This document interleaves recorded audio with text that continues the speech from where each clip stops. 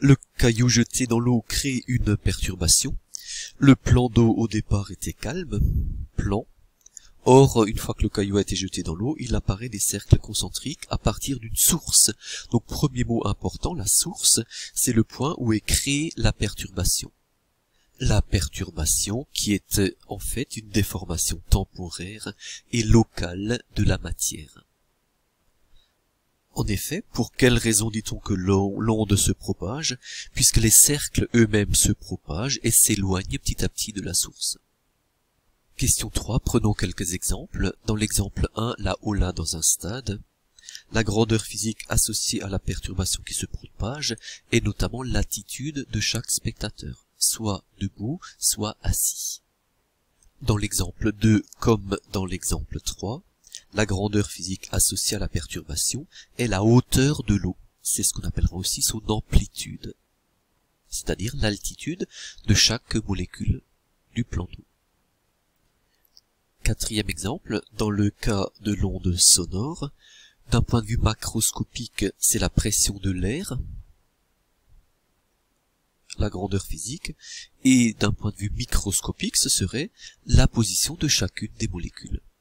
Donc la pression de l'air, plus les molécules se rapprochent, et plus cette pression elle augmente. Inversement, plus les molécules s'éloignent les unes des autres, et plus la pression elle diminue.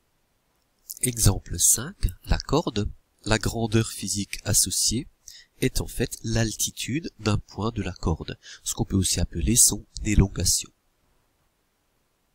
Exemple 6, dans le cas du ressort, la grandeur physique associée serait la distance entre deux spires du ressort. Donc cette distance, elle diminue lors du passage, et puis les spires retrouvent leur état initial. Lors d'un tremblement de terre, la grandeur physique associée serait ici la pression du sol, d'un point de vue microscopique, la position des atomes. La houle ne ramène pas le flotteur sur la rive, ici le bateau, puisqu'il n'y a pas de déplacement de matière. La perturbation, elle met en mouvement les différents points atteints, mais chaque point atteint revient à sa position initiale, sa position d'équilibre. Donc, à retenir, pas de déplacement de matière, mais une énergie est transportée, donc il y a bien un transport d'énergie. Question 5. Deux types d'ondes qu'il faut à tout prix savoir différencier. Les ondes lumineuses, elles ne sont pas qualifiées d'ondes mécaniques. Une onde lumineuse ne se propage dans le vide. C'est ce qu'on appelle une onde électromagnétique.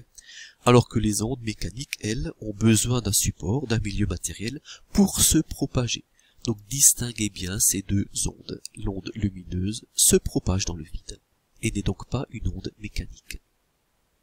Définition à retenir, une onde mécanique progressive est la propagation d'une perturbation dans un milieu matériel élastique depuis une source S sans transport global de matière, mais avec un transport d'énergie.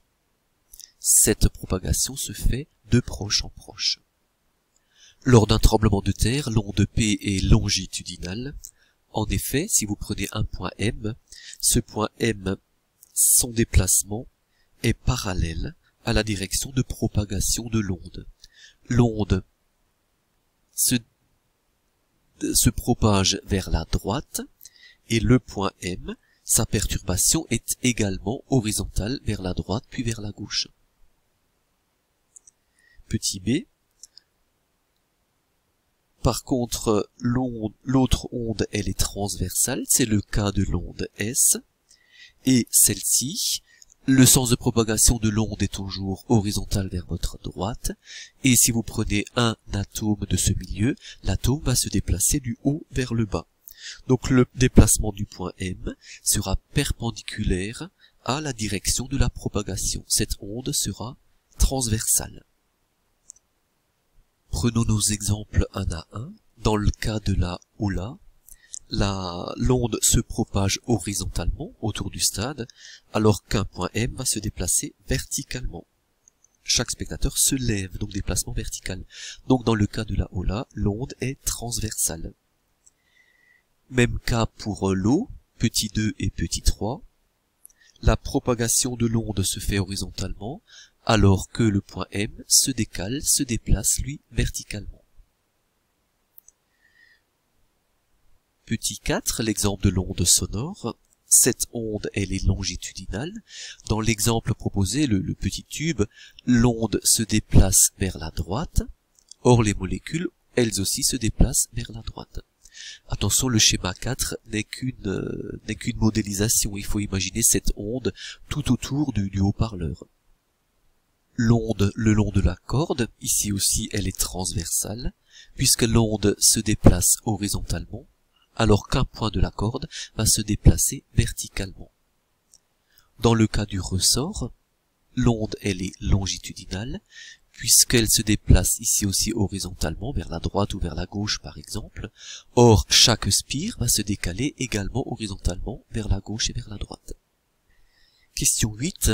Une onde se propage dans toutes les directions qui lui sont offertes. Or, si on prend le document 5, dans le cas de la corde, il n'y a qu'une dimension qui est offerte à l'onde. Elle ne peut se déplacer que vers la droite ou vers la gauche, selon une ligne, selon une droite. Donc l'onde numéro 5 est à une dimension. Si on prend maintenant le cas de la hola, cette onde, elle est à 2 dimensions, puisque l'onde, elle peut se propager sur une surface. Un spectateur se lève, celui devant lui peut se lever derrière lui, à sa droite et à sa gauche. Donc c'est sur une surface à 2 dimensions. Dans les cas numéro 2 et 3, l'onde dans l'eau, on le voit bien sur la figure 2, là aussi la propagation se fait sur une surface, donc c'est une onde à 2 dimensions. Dans le cas de l'onde sonore, petit 4, l'onde se fait à 3 dimensions, parce qu'une onde sonore peut se propager selon un volume.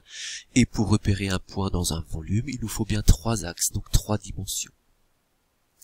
Le cas 5, on l'a vu. Cas numéro 6, cette onde est une onde à une dimension, parce que le ressort, au niveau des spires du ressort, elle ne peut se propager que selon une droite, donc une seule dimension.